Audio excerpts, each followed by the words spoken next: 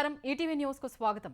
ఆంధ్రప్రదేశ్లో ఎన్నికల అనంతరం చెలరేగిన హింసపై సిట్ విచారణ మరింత వేగవంతమైంది. తిరుపతి శ్రీ పద్మావతి మహిళా విశ్వవిద్యాలయం ఆవరణలో జరిగిన దాడి కేసు వివరాల్ని ఎస్వీయూ క్యాంపస్ పోలీస్ స్టేషన్లో సిట్ బృందం పరిశీలించింది. సిట్ సభ్యులు DSP Manoharachari, SVU campus PS SI సీఏలను విచారించారు. అనంతరం చంద్రగిరి తెలుగుదేశం అభ్యర్థి పులివర్తి నానిపై హత్యకు యత్నించిన మహిళా విశ్వవిద్యాలయ ప్రాంతాన్ని పరిశీలించారు. తర్వాత చంద్రగిరి మండలం రామిరెడ్డిపల్లి, కూచివారిపల్లిలో విచారణ చేపట్టారు.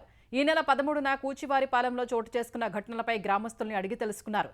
తర్వాత రామిరెడ్డిపల్లి సర్పంచ్ చంద్రశేఖర్ రెడ్డి ఇంటిని పరిశీలించారు. వైకాపా అభ్యర్థి మోహిత్ రెడ్డి, గన్మెన్ ఈశ్వర్ను విచారించారు. అల్లర్లు జరిగిన ప్రతి ప్రాంతాన్ని సందర్శించి బాధితుల్ని కలుస్తామని, ప్రతి ఎఫ్ఐఆర్ను పరిశీలిస్తానని మనోహరాచారి చెప్పారు. సాయంత్రానికి నివేదిక ఇస్తామని తెలిపారు. నరసరావుపేట 1వ పట్టణ పోలీస్ స్టేషన్లో సిట్ అదనపు ఎస్పీ సౌమ్యలత ఆధ్వర్యంలో మరో బృందం విచారణ చేస్తోంది.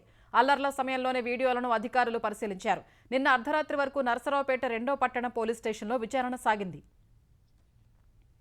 పోలింగ్ రోజు వైకాపా మూకలే గ్రామంలోకి చొరబడి విచక్షణారహితంగా తమపై దాడి చేశాయని తిరుపతి జిల్లా చంద్రగిరి మండలం కూచివారిపల్లి గ్రామానికి చెందిన మురళీధర్ ఆరోపించారు. పోలింగ్ తర్వాత చంద్రగిరిలో జరిగిన హింసాత్మక ఘటనల వీడియోల్ని ఆయన విడుదల చేశారు. తెలుగుదేశం సానుభూతి పరులు కావడంతో మోహిత్ రెడ్డి తన అనుచరులతో కలిసి తమపై దాడి చేశారని మురళీధర్ ఆరోపించారు. దాడి చేసిన వైకాపా నేతలపై కాకుండా బాధితులపైనే కేసులు పెట్టడం ఏంటని ప్రశ్నించారు. పూర్తి స్థాయి ఆధారాలు తాము సిట్కు అందజేస్తామన్నారు. అసలైన నిందితుల్ని అరెస్టు చేయాలని డిమాండ్ చేశారు. విజయనగరంలో పోస్టల్ బ్యాలెట్ విషయంలో అనుమానాలు కలుగుతున్నాయని విజయనగరం నియోజకవర్గం కూటమి ఎంపీ, ఎమ్మెల్యే అభ్యర్థులు ఆరోపించారు. అధికారులు అడ్డంగా దొరికిపోయి పొంతనలేని సమాధానాలు ఇస్తూ అభ్యర్థుల్ని గందరగోళానికి గురి చేస్తున్నారని కలిశెట్టి అప్పలనాయుడు, పూసపాటి అదితి గజపతిరాజు తెలిపారు. ఈ నెల 16న ఎమ్మెల్యే కోలగట్ల వీరభద్రస్వామి అల్లుడు ఈశ్వర్ కౌశిక్, ఎంపీపీ అప్పలనాయుడు ఆధ్వర్యంలో పోస్టల్ బ్యాలెట్ను తరలించడంపై అధికారులు పొంతనలేని సమాధానాలు ఇస్తున్నారని ఆగ్రహం వ్యక్తం చేశారు. అధికారుల తీరుపై ఎన్నికల సంఘానికి ఫిర్యాదు చేస్తామని తెలిపారు. కడప పార్లమెంటులో షర్మిల గెలిచే అవకాశం లేదని కమలాపురం వైకాపా ఎమ్మెల్యే రవీంద్రనాథ్ రెడ్డి అన్నారు. తిరుమల శ్రీవారిని దర్శించుకున్న ఆయన ఏపీని అధోగతి పట్టించినదే కాంగ్రెస్ పార్టీ అని ఆరోపించారు. అలాంటి పార్టీకి ప్రజలు తప్పక బుద్ధి చెప్తారని అన్నారు. కడప ప్రజలు వైకాపా వైపే ఉన్నారని రవీంద్రనాథ్ చెప్పారు. తెలుగుదేశం అధినేత చంద్రబాబు, ఆయన సతీమణి భువనేశ్వరి గత రాత్రి హైదరాబాద్ నుంచి అమెరికా వెళ్లారు. చంద్రబాబు వారం రోజులు అమెరికాలో పర్యటించనున్నారు. పార్టీ జాతీయ ప్రధాన కార్యదర్శి నారా లోకేష్ ఈ నెల 16న అమెరికా బయలుదేరి వెళ్లారు. తెలంగాణ మంత్రివర్గ సమావేశానికి ఎన్నికల కమిషన్ ఎట్టకేలకు షరతులతో కూడిన అనుమతి ఇచ్చింది. జూన్ 4 లోపు చేపట్టాల్సిన అత్యవసర అంశాలపై మాత్రమే చర్చించాలని షరతు విధించింది. మంత్రివర్గ ఎజెండాలోని రైతు రుణమాఫీ, హైదరాబాద్ ఉమ్మడి రాజధానికి సంబంధించిన అంశాలను జూన్ 4 వరకు పక్కన పెట్టాలని తెలంగాణ ప్రభుత్వానికి కేంద్ర ఎన్నికల సంఘం స్పష్టం చేసింది. లోక్సభ ఎన్నికల నిర్వహణలో భాగస్వామ్యం ఉన్న అధికారులు కేబినెట్ భేటీకి హాజరు కావద్దని ఆదేశించింది. రైతు రుణమాఫీ, ఏపీ తెలంగాణ మధ్య విభజన అంశాలు, ధాన్యం కొనుగోళ్లు, పాఠశాల విద్యా సంవత్సరం ప్రారంభానికి సంబంధించిన సన్నాహాలపై నిన్న కేబినెట్ సమావేశం నిర్వహించాలని ప్రభుత్వం భావించింది. నిన్న సాయంత్రం వరకు చూసిన ఈసీ నుంచి అనుమతి రాకపోవడంతో మంత్రివర్గ సమావేశాన్ని ముఖ్యమంత్రి రేవంత్ రెడ్డి వాయిదా వేశారు. తాజాగా ఎన్నికల కమిషన్ అనుమతి ఇవ్వడంతో రేపు లేదా ఎల్లుండి కేబినెట్ సమావేశం నిర్వహించే అవకాశం ఉంది. పట్టభద్రుల ఎమ్మెల్సీ ఉప ఎన్నికల్లో విద్యావంతులదే కీలక పాత్ర అని భారాస కార్యనిర్వాహక అధ్యక్షుడు కేటీఆర్ అన్నారు.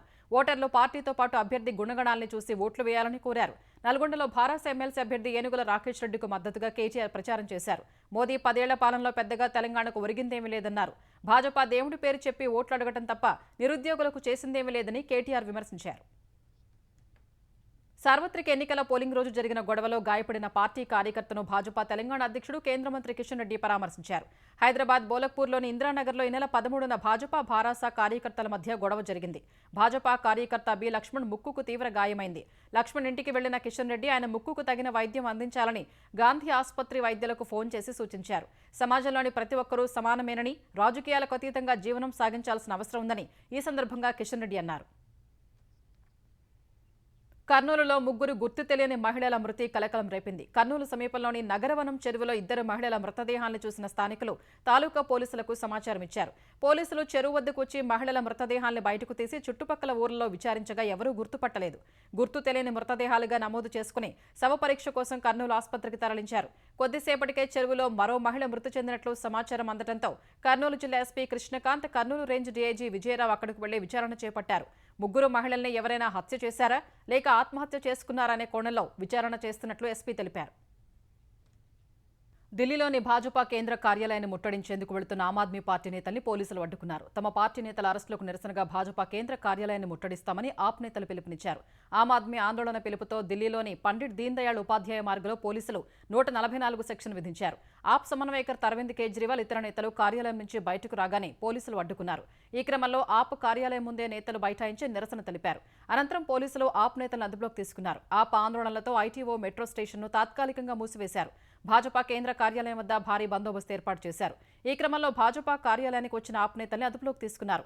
ఆందోళనకు ముందు ఆప్ కార్యాలయంలో పార్టీ నేతలు కార్యకర్తల్ని ఉద్దేశించి మాట్లాడిన కేజ్రీవాల్ తమ పార్టీని అంతం చేయాలని భాజపా లక్ష్యంగా పెట్టుకుందని ఆరోపించారు. ఆమ్ ఆద్మీ పార్టీ భాజపాకు భవిష్యత్తులో సవాలుగా మారుతుందన్న భయంతోనే ఆపరేషన్ ఝాడూ పేరిట కమలం పార్టీ తమపై తప్పుడు ప్రచారం మొదలుపెట్టిందని విమర్శించారు. భాజపా ప్రధాన కార్యాలయం వద్ద నిరసనలు తలపెట్టిన ఆప్ అగ్రనాయకత్వంపై రాజ్యసభ ఎంపీ స్వాతి మలివాల్ మండిపడ్డారు.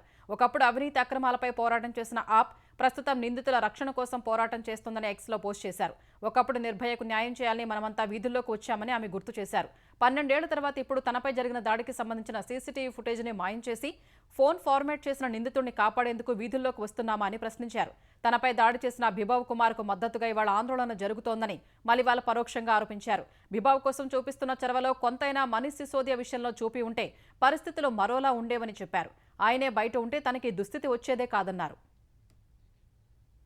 కాంగ్రెస్ అగ్రనేత రాహుల్ గాంధీ వాడే భాష మావోయిస్టుల భాషలో ఉండటం వల్ల ఆ పార్టీ వారి మిత్రపక్షాలు అధికారంలో ఉన్న రాష్ట్రాల్లో పెట్టుబడులకు పారిశ్రామికవేత్తలు 50 సార్లు ఆలోచిస్తున్నారని ప్రధాని మోదీ అన్నారు. కాంగ్రెస్కు జేఎంఎంకు అభివృద్ధి గురించి ఏమీ తెలియదని విమర్శించారు. ప్రతి చోట బిగ్గరగా అబద్దాలు మాట్లాడటమే వారికి తెలుసని ఎద్దేవా చేశారు. ప్రజల స్పందనను ఎక్స్రే తీసి దోచుకోవటమే వారి లక్ష్యమని ఆరోపించారు. సార్వత్రిక ఎన్నికల ప్రచారంలో భాగంగా జార్ఖండ్లోని జంషెడ్పూర్లో జరిగిన బహిరంగ సభలో ప్రధాని మోదీ పాల్గొన్నారు. ఎస్సీ ఎస్టీల రిజర్వేషన్లను లాక్కోవాలని ఇండియా కూటమి భావిస్తోందన్నారు. కాంగ్రెస్ కుటుంబ రాజకీయాలకు పాల్పడుతోందన్న ప్రధాని లోక్సభ స్థానాల్ని పూర్వీకుల ఆస్తులుగా పరిగణిస్తోందన్నారు. తన తల్లి స్థానమైన రాయ్బరేలీ నుంచి పోటీ చేస్తున్న రాహుల్ను ఉద్దేశించి మోదీ విమర్శలు చేశారు.